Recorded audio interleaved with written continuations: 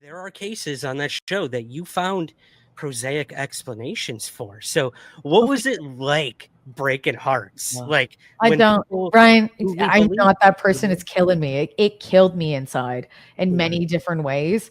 I called Anyone try to myself punch you or like what happens? well, I know. I said that to producers too, because they were like, well, it's, and I'm like, am I going to be protected? Uh, and so that I'm, put it this way, I'm okay.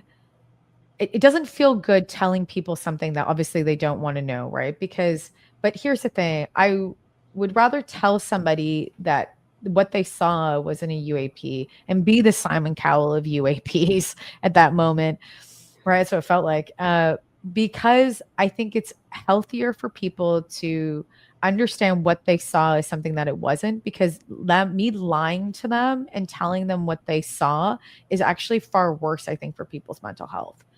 And so they might go home and be like, I don't like Chrissy for that. And I might go look it up, but they might also think about it and go, oh, maybe I didn't see that. It doesn't mean UFOs don't exist. It means that it's a very, very small percentage. The longer I've been in this topic, I think it's less than 1% than people see UAP. So I think that's the part that I don't want to feed into someone's either. It is not good if you're able to prove something. It's more important, I think, to be able to talk about that in a safe space and to be able to sort through that data than keep going along believing something that might not be true. I think that's actually worse for you.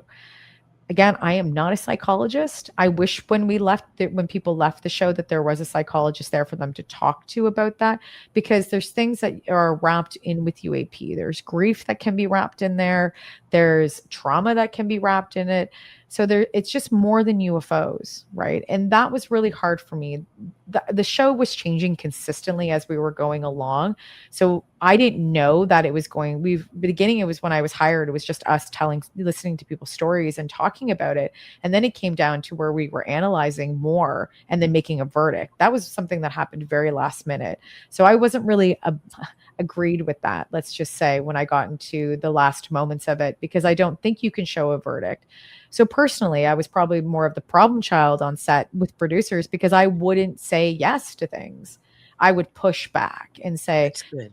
well, right, because I was like, I care about Debbie's mental health down the road, right? And let's remember, this is a TV show as well, right? It's not a documentary.